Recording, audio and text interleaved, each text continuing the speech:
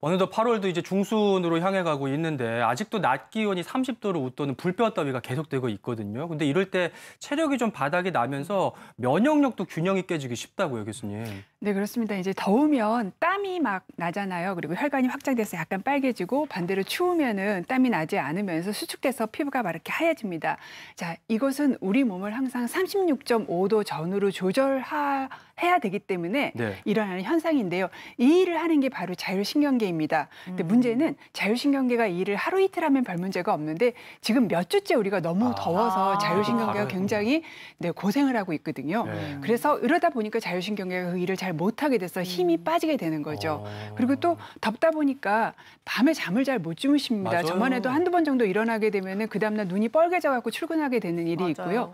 근데 덥다 보면은 소화가 좀 잘 안 되고 입맛이 떨어져서 밥은 안 드시고요. 굉장히 차갑고 달달한 음식만 드시게 되면 살은 자꾸 찌는데 체력은 또 떨어지는 일들이 생기게 됩니다. 맞아요. 잠도 잘 못 잤고 자율신경계는 또 교란되어 있고 그다음에 또 영양도 이렇게 결핍이 돼 있는 이런 상태에서는 총체적 난국이 생기기 때문에 면역세포가 임시 휴업에 들어가서 면역력이 떨어지게 되어 있습니다. 그러니까 우리 몸도 참 지칠 대로 지치고 그러니까 곳곳이 피곤해. 지금 쉬고 싶은 거다 이런 생각이 드는데요. 이렇게 면역력이 깨진 틈을 타서 그 빈 틈을 공격하는 나쁜 병들이 있다고 합니다. 저희가 차트로 또 준비를 해봤거든요. 자, 첫 번째는요. 주르륵 잘잘 장염. 그러니까 요즘 식중독으로 인한 장염 사태가 전국 곳곳에서 또 발견이 되고 있어요. 네, 이제 최근에 김밥으로 한번 굉장히 많은 네. 식중독 환자분이 나오고 또 이제 밀면으로 한번 식중독 환자분이 나왔는데요. 다 살모넬라 감염에 의한 장염이었습니다. 말 그대로 장염은요.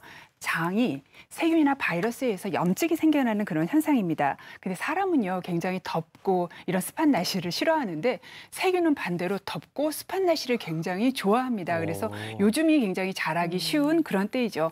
우리 몸에 세균이나 바이러스가 들어온다고 해서 무조건 장염이 생기는 건 아니고요.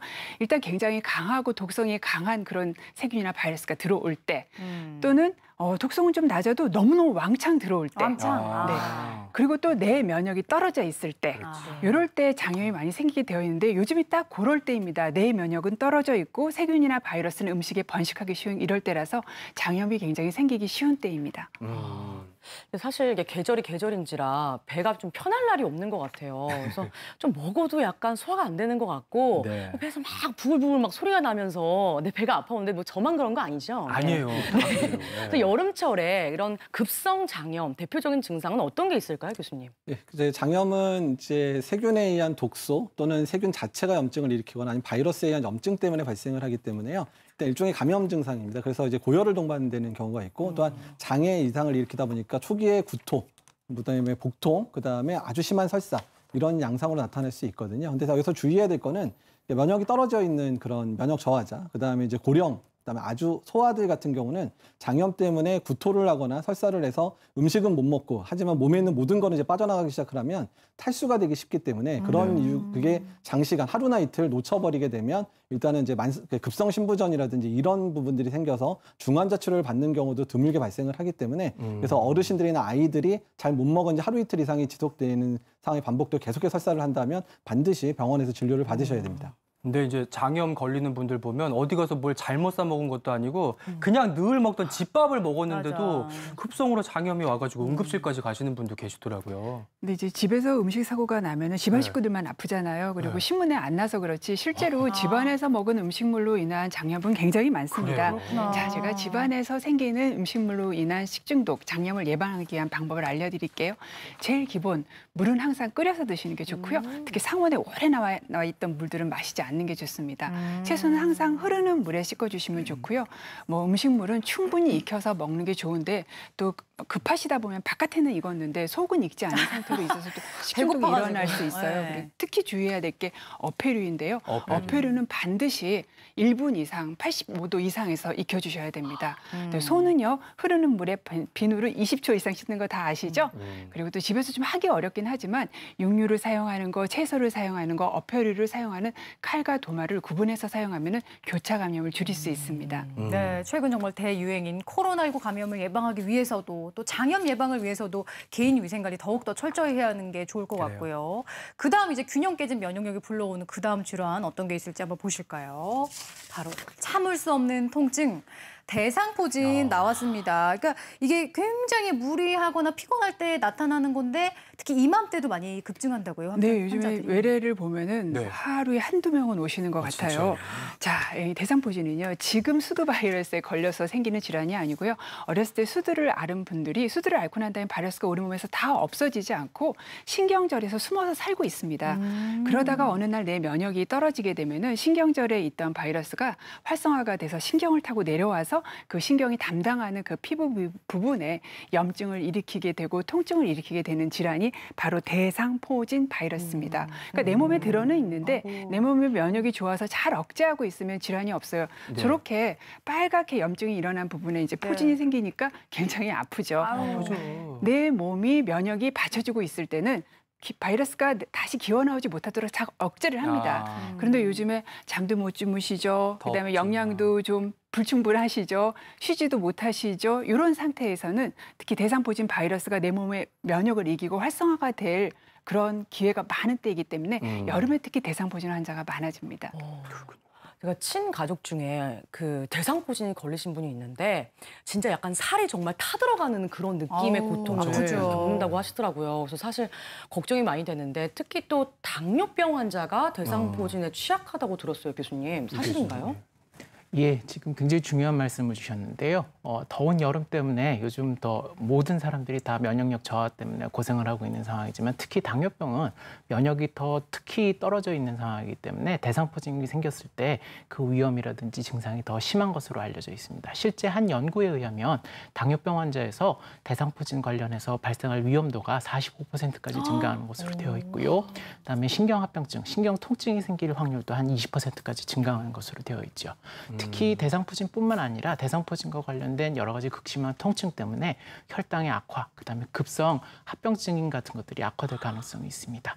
지금 신체 각 부위의 대상포진에 대해서 나와 있는데요. 저렇게 안면부, 이마나 턱 주변에 생긴 것들은 굉장히 증상이 심하고 안 좋은 상황을 의미하고요.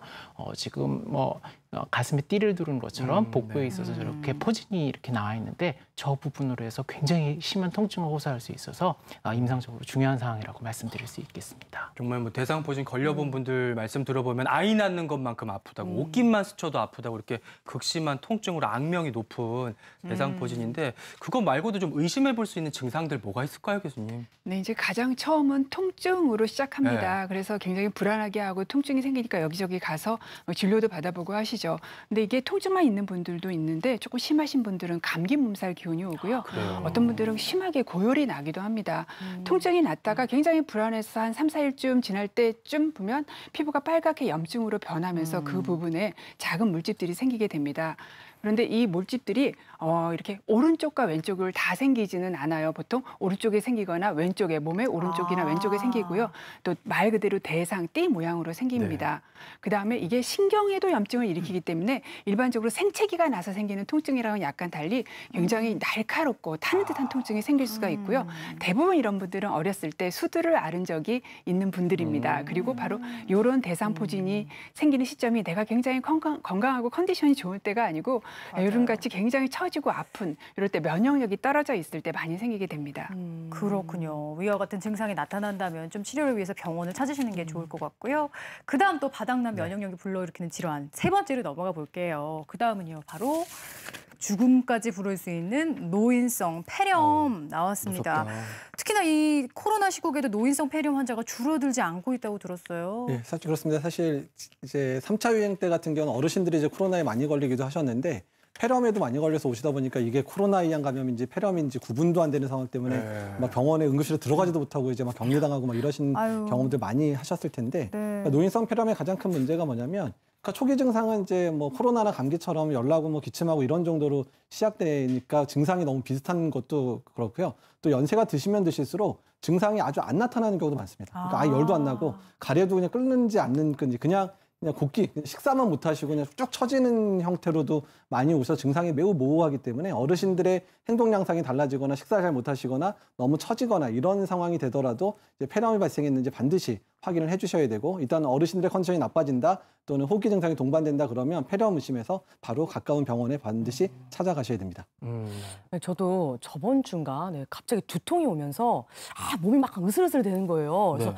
이거 코로나 아니야? 그래서 코로나 검사를 받아봤는데 다행히도 음성으로 나왔습니다. 다행이에요. 네. 네. 그래서 어쨌든 폐렴이라는 증상이 굉장히 감기 또 아니면 냉방병 같기도 하고 좀 구분이 잘 안 되는데 구분할 수 있는 방법이 있을까요, 교수님? 이제 처음 시작할 때는 이제 증상이 비슷하죠. 냉방병도 약간 그냥 으슬으슬거리고 으슬으슬하죠. 그냥 네. 근육통 있고, 그다음에 이제 감기 걸리거나 또는 이제 폐렴이 와도 초반에는 열이 나거나 이제 으슬으슬거리는 거로 시작을 하는데 시간이 지나면 달라집니다. 냉방병이 이제 하루 이틀 지나고 좀 활동하고 그러면 좋아지는 상황을 지나가겠지만, 폐렴이 이제 본격적인 시작이 되면 고열이 나기 시작하고 가래가 이제 아주 뭐 빨갛게 나오거나 검게 나오거나 뭐 이렇게 가래가 늘어나기 시작하고, 또한 이제 너무 심하게 진행되고 숨이 차기 시작하거나 뭐 흉통을 느끼거나 뭐 이런 증상들이 올 수 있거든요. 그래서 일단 하루 이틀에 좋아지는 병들은 폐렴으로 진행되는 건 아닌데, 하루 이틀 지나가면서 증상이 계속 진행되고 악화된다. 네. 이러면 이제 폐렴일 가능성이 높겠다 생각을 하고 꼭 진료 받으셔야 됩니다. 네, 우리 어르신들 각별히 기억하셔야 되겠고요. 이번에는 여성분들이 좀 조심해야 될 거 하나 소개해 드릴게요. 면역력 경보장치 고장, 방광염과 요로 감염. 여성분들이 취약하다고 하던데 이것도 면역력하고 관련이 있어요? 예, 일단은 첫 번째는 여성에서 많은 이유는 여성의 이제 생식기 구조 자체 때문에 요도가 짧기 때문에 균이 더 빨리 올라가서 방광염이나 신우신염을 여성에서 많이 일어나는 측면도 있는데, 여름 같은 경우에 오히려 더 이 방광염이 더 증가되는 게, 여름에 이제 휴가철이나 이런 것 때문에 이동이 잦아지고 또한 차를 타는 시간도 길어지고 또한 스트레스도 받고 이제 이런 또 이제 가루 또 잠을 잘 못 주무시면 방광도 밤에 쉬어야 되는데 계속해서 이제 불면이나 이런 것 때문에 방광이 못 쉬게 되면 계속해서 자극이 되는 상황들이 되다 보니까 여성분들이 여름철에 방광염도 많고, 그다음에 이제 방광염으로 끝나는 게 아니라 콩팥까지 올라와서 신우신염 때문에 아주 고열이 나는 상황들이 생기기도 합니다. 지금 보시면 이제 정상적인 방광 표면은 이렇게 깨끗하게 하얗게 보이잖아요. 네. 근데 방광염이 생기면 세균이 들어가서 그 방광 표면을 그때 긁으면서 염증을 만들기 때문에 아프겠어요. 그래서 빨갛게 변하기도 하고, 또 심지어는 이제 출혈까지 생겨가지고 막 아유. 혈뇨가 나오는 그런 방광염을 앓는 분들도 있어서 일단은 방광 증상 동반된 경우, 특히 소변 볼 때 힘들거나 아니면 자주 보거나 아니면 뭐 아프거나 그런 경우는 바로 방광염 때 치료하면 2, 3일 만에 치료 끝나지만, 신우신염 와서 이제 열이 나기 시작하면 거의 일주일에서 열흘까지 치료하다 보니까 네. 초기 증상이 있을 때 바로 와서 병원에서 치료를 받으셔야 됩니다. 이 방광염이 여성분들에게 많이 걸린다고 하니까 너무 걱정이 되는데, 이 사실 그 방광염, 그럼 의심되는 대표적인 증상 어떤 게 나타날까요, 교수님? 네, 제가 정리해서 한번 설명을 드리도록 하겠습니다. 가장 먼저 흔하게 나타나는 증상은요, 소변 볼 때 따갑게 아픈 증상입니다. 굉장히 자극 증상이 남아있기 때문에 소변 보고 난 다음에도 뭔가 소변을 덜 본 것 같은 느낌이 들고요. 그러다 보니까 여성분들이 계속 화장실을 여러 번 가십니다. 그래서 보통 하루에 5-6번 정도 소변을 보러 가시는데, 방광염이 생기면 뭐 8번, 9번, 10번도 아유, 계속 화장실을 들락달락 불편하다. 하시게 되고요. 갑자기 소변이 괜찮다가 급하게 마려운 증상이 생길 수도 있고, 소변을 볼 때 평소와는 다른 소변 냄새가 날 수도 있고요. 이재갑 교수님 말씀하신 것처럼 방광염이 굉장히 심해지면 아이고. 출혈도 동반되기 때문에 소변에서 피가 섞여서 나올 수도 있습니다. 네.